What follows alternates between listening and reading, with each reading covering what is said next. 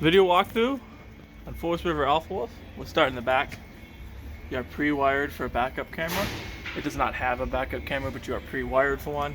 So if you choose to have us install, and that's definitely something we can get done.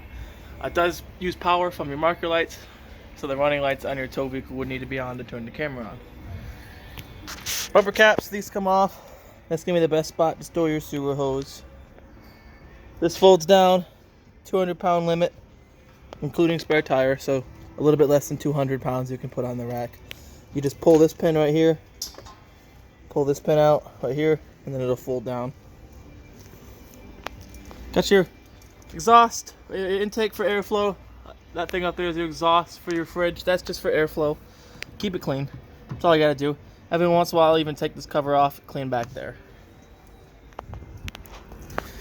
Shore cord inlet. This is your shore cord. They come with a unit.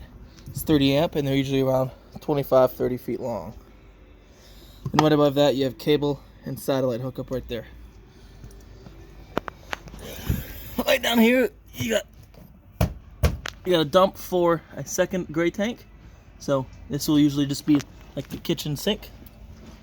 Get wastewater holding tank. So that'll still be the kitchen sink. Will have its own gray tank. Very, very easy to use. You just hook your hose up to that, taking the cap off, and then pull the handle out. That opens the valves. Your seals in your slide out, every once in a while you're going to look at them, make sure they're not dry or cracked or anything like that. If they start to get dried out, you can buy the materials to do a slide out maintenance, or you can come in and have us do it yourself. Have us do it.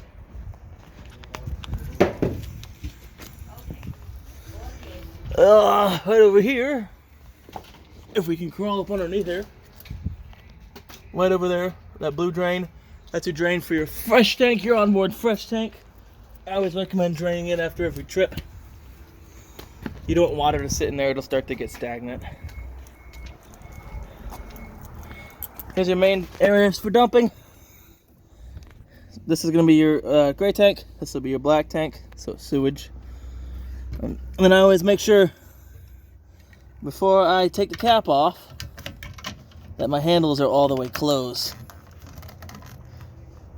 Because if these are open and you take this off, that section of pipe is going to be filled with stuff you don't want to get all over you. And then I always recommend doing my gray tank first, or sorry, black tank first, letting that get all empty, and then switching to gray tank. That'll flush out the hose, that way you don't have to carry around a stinky hose. You do have a black tank flush, so you can hook a hose up to here, and as you're dumping your black tank, you can turn the hose on. There's a little nozzle in the black tank that'll kind of flush everything out. And below that, you have outdoor shower, hot and cold. You'll get your set of keys. It'll be the key that looks like that one. That'll be what you use to open it. Right over there, fresh fill. This is where you fill your onboard fresh tank. It's gravity fill. Don't jam your hose in there or anything. Just kind of rest it in there. You take this cap off right here. Just rest your hose in there. There's an overflow right here. And then this is where you hook up your hose, just right below that city water. Majority of the time, that's what you'll be using is your city water.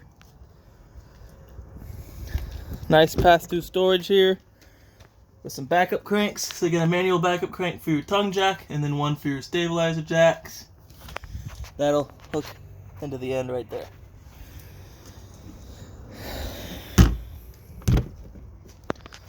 A lot of good information here. Got tire pressure, 65 psi. There are also monitors on the tires, and we'll show you that. Gross vehicle weight rating.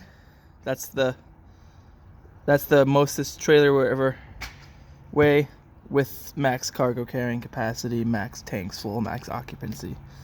And then it's the tire sizes if you need to get new tires. Your VIN is on there. Good reference for that. And then a lot of good cargo carrying capacity, how much you weigh with water. This even has your dry weight on it with cargo.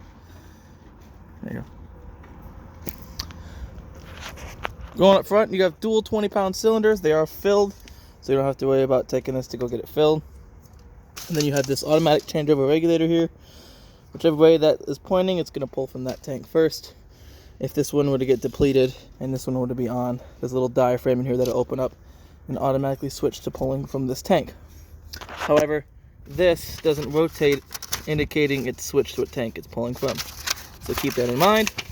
And then some people think having it in the middle, up and down in the middle, is going to pull from both tanks equally. It doesn't. It's one or the other.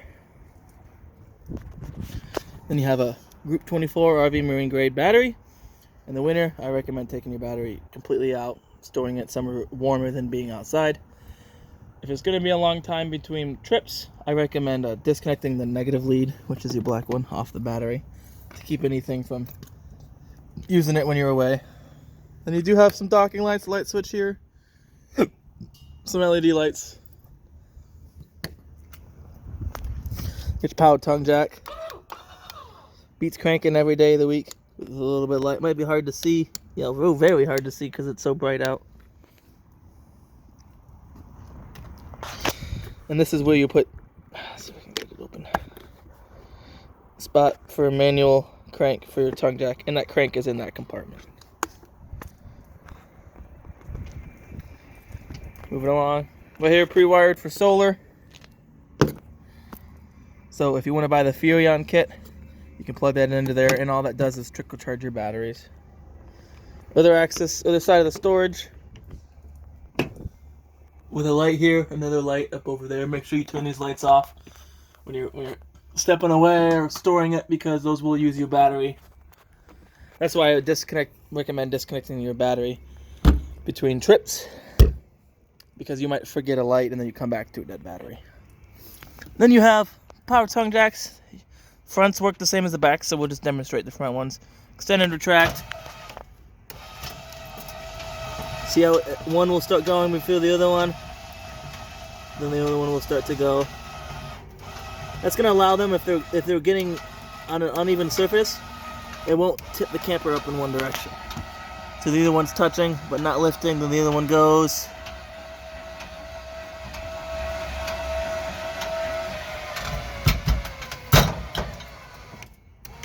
Just like that. Now these are not leveling jacks. These are stabilizing jacks. Do not try to use these jacks to pick up the front or rear of this camper. You'll amp out the motor and trip the breakers. And if the breakers were to fail, you might bend your jacks, or then that's not a warrantable repair. If you want your trailer to be level front to back, use your tongue jack to raise and lower it. If you want it side to side as you're backing in, you have to put some blocks under your tires and back it in onto some blocks. Got a spot to leash your dog up. Just don't forget when you're leaving for the trip, from your trip, that your dog is hooked up to it. Over here, got your exhaust for your furnace. Just keep it clean. They make screens for these. I don't recommend you run them with the screens on, but as far as storage and travel, it's good to keep road debris and insects out of there. And you have outdoor power. It's GFCI protected. All your GFCIs are on the same circuit, so if one will trip, they're all going to trip. Then you have cable and satellite hookup outside. So if you wanted to have a TV outside, which is a mount for it, you can hook it up through right there. And then you have your exterior range vent. Make sure it's open when you have your fan on your range vent on, or else it's not going to be venting anywhere. And then when I travel, I always make sure it's closed, and I close it overnight so no insects can make their way in there. Got a quick connect for propane. Just pop this open like that. It's like a quick disconnect, like an air hose. And then you have a valve on the side. So if you have a grill that's compatible with that, you can do that. Back stabilizer jacks.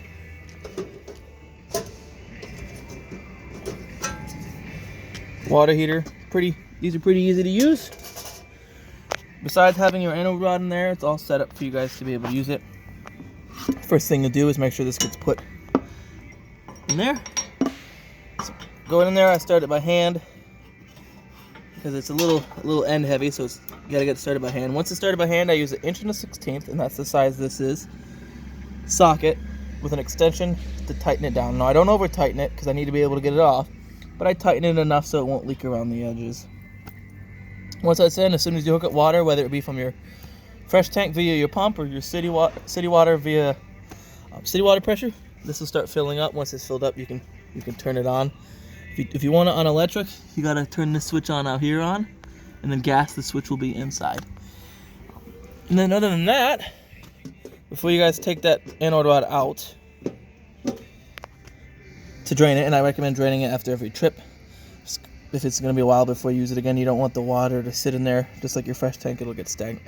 Before you pull your plug out, crack your pressure relief. Water will squirt out, which is fine. Once it stops squirting out, snap it closed. Then you can take that plug out.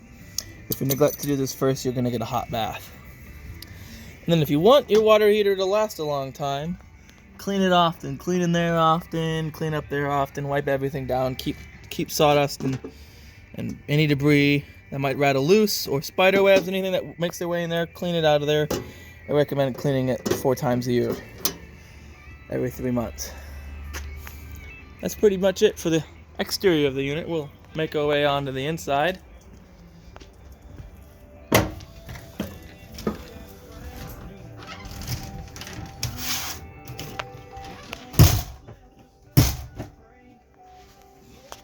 So you got your monitoring panel for everything, so you can read how full your fresh tank is, your black, your gray one, and gray 2. So you do not have a second black tank, but you do have a second gray tank.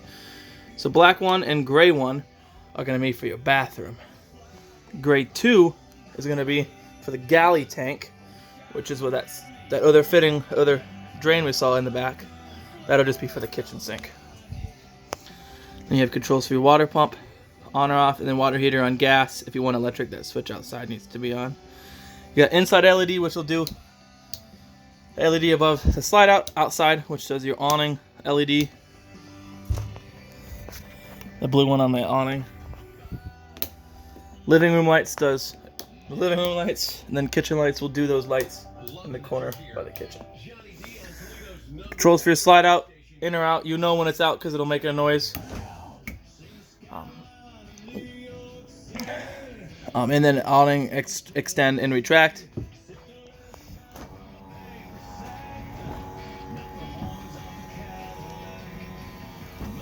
These awnings do not stop automatically. You have to look at them and judge when to stop it. Usually when you see the bare tube and then the little flop hang down, then you're out all the way. So you have to keep an eyeball with a finger on the remote, and there you go. Not remote, rather switch. They are adjustable.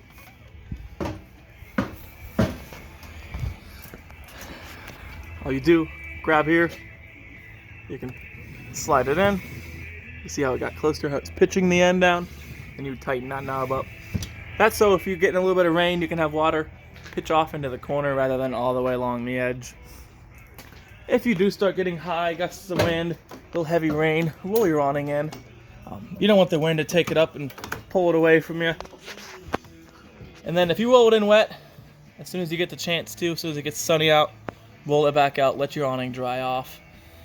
That's to keep if you roll it in wet, it's going to trap moisture and water, and you don't want any mold to build up in there.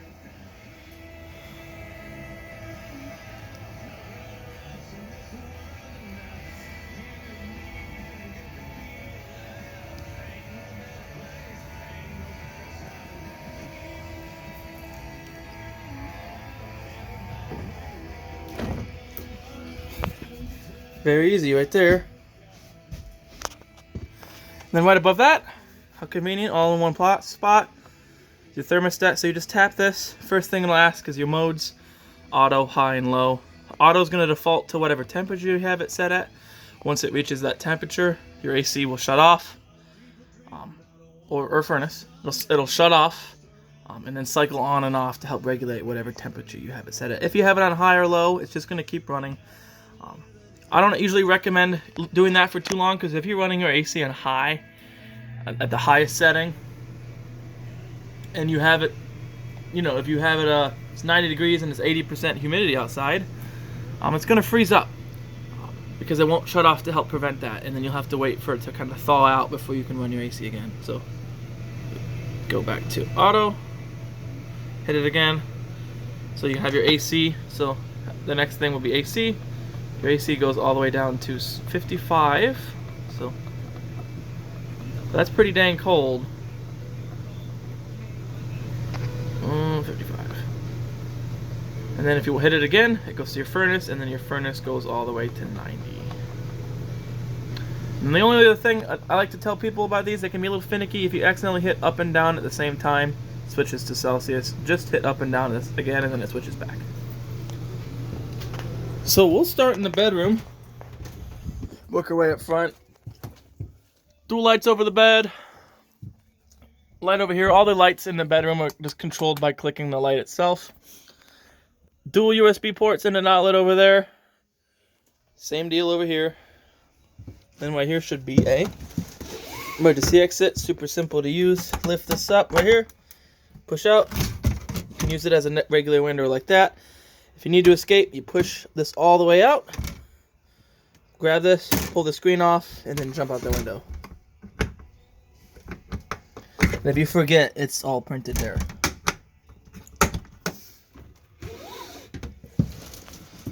You got storage underneath your bed. Yep. Some storage underneath here.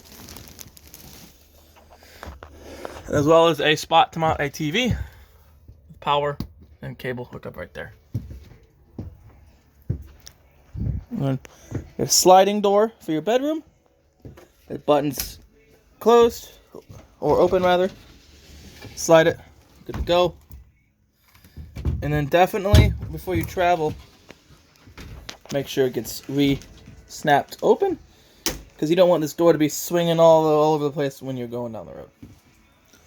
Coming into the bathroom, this is a GFCI outlet. This is the main GFCI outlet, so if any of them were to trip, this is the one you come in and reset it at. Toilet, very simple. There's a pedal on the side. As long as you're pushing it down, it's going to keep flushing. And the nice thing about this toilet is it's porcelain. It's a nice sturdy toilet. I feel like you want at home. Shower has this rubber retaining right here. And then unclip it like that. Open it like this. Pretty self-explanatory. You have a removable shower head. You know, for the hard to reach spots. And then hot and cold, just like your shower at home. Nice little sunlight. It's actually pretty bright. But that also helps if you're taller. You can actually stand up in here. And then these do have like little magnet strips that help it stay closed. When you're traveling or transporting this unit, please latch it. You don't want these swinging around there like a glass. You don't want them to break. And then you do have a fan up here. You got a crank to crank it open. And then a little knob right here for your fan speeds. It goes from 0 to 3. And I always recommend running this when you're taking any sort of shower. Just to help keep the moisture off the walls. The condensation that builds in the air.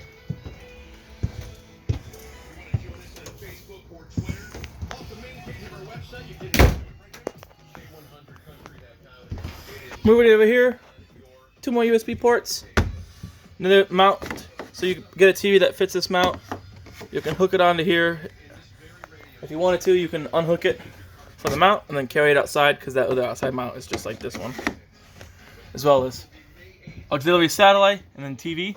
If you want to use your antenna, make sure this little booster is on. That's your booster for your antenna. If you're using cable, turn it off. And then you have hookups for your radio. You just have to have the cables that are double-ended. So it'll be the male ends on both sides that you can hook to your TV. And then that goes to your radio, which will double as a standard definition DVD player. Speaking of your radio, super simple to use. You have different zones. Zone 1's inside. So if you hit zone 1, it'll just be outside. And then vice versa. Just to the inside if you just have zone 1. Presets, push and hold to save a preset. Then you have pause, play, stop. This will go through your channels as well as skipping tracks if you have your phone hooked up or through CD or fast forwarding and I'm doing a movie. And then you have Bluetooth. Hit that. Look for a Furrion DV3100 on your phone and then pair it that way. And then this will also cycle through different modes. Very easy. Then you have auxiliary in, headphone, USB. Very simple. Got a fireplace below that. There should be a remote for your fireplace. So we'll go gather our remote for it. Oh, we got a couple extra things. Oh, we got a remote right here.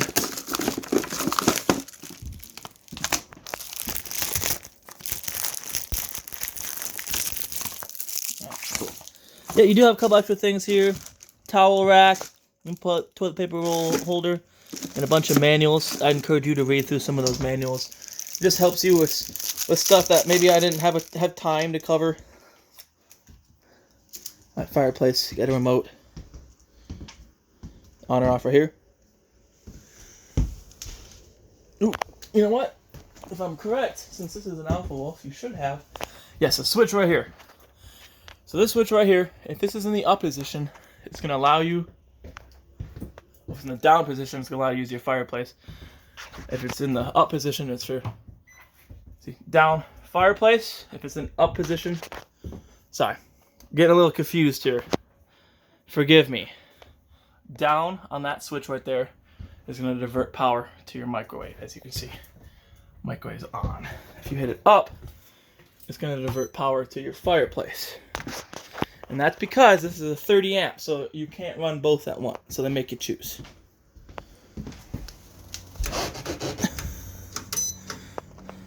You got that.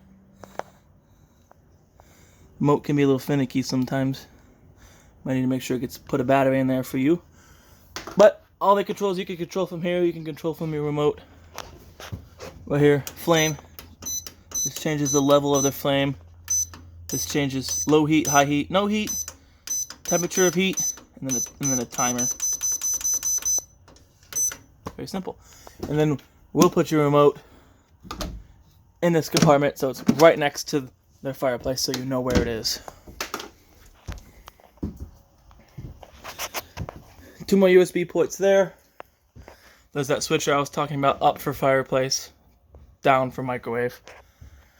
And then smoke detector uses the standard 9-volt battery, so if it starts giving a low voltage chirps, change the batteries. Microwave, pretty self-explanatory. Remember that switch I was telling you about? It's only going to work when you're plugged in. Other than that, it's like your standard household microwave. Cooktop, if you're going to run the fan, make sure you have that thing on the outside open. That way it's actually venting it somewhere. Folding cooktop right here. And then light. That controls the lights on the knob as well as the light in the oven. And all you do is turn these to the little flame. Turn this little sparker right here. Lights them right up. It works for all three. And it works for your oven. So you still have to light a pilot. But if you look in there, there's the pilot right there. But as I turn the sparker, you can barely see it, but it is lighting the pilot. So you would have to turn this to the little flame. Push and hold as you're pushing and holding. Twist that sparker until the pilot's lit. Once the pilot's lit, you can change it. Set it to whatever temperature you want. If you know you're going to use it again in a few hours and you don't want to relight the pilot, when you turn it off, if you turn it off to the flame, shuts the burners off, but it leaves the pilot on. That way you don't have to worry about relighting it. But always turn it off before you go to bed. Fridge. We'll have to order some fridge panels, so you guys will get those. Probably not when you receive this unit, but we either mail them to you or we could take it and have us do it. Very simple. You have on or off. That's on, and then auto or gas. Just recommend leaving on auto. Auto is going to default to 110. That's what it wants to be at. If the campground were to lose power, it would get it unplugged for any reason. It's going to automatically switch to running off of propane to keep your food from spoiling. Below that, carbon monoxide and propane gas alarm.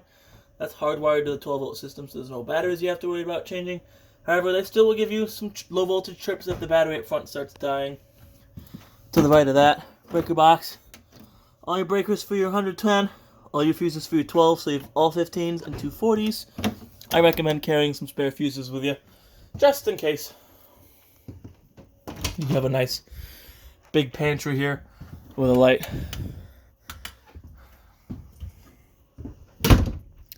This turns into a bed.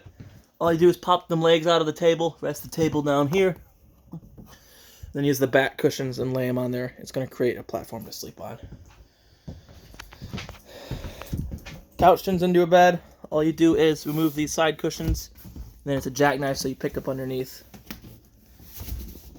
And then it lays flat like that. You can also use underneath it as storage. Then you do have fold-down cup holders in the middle. Alright.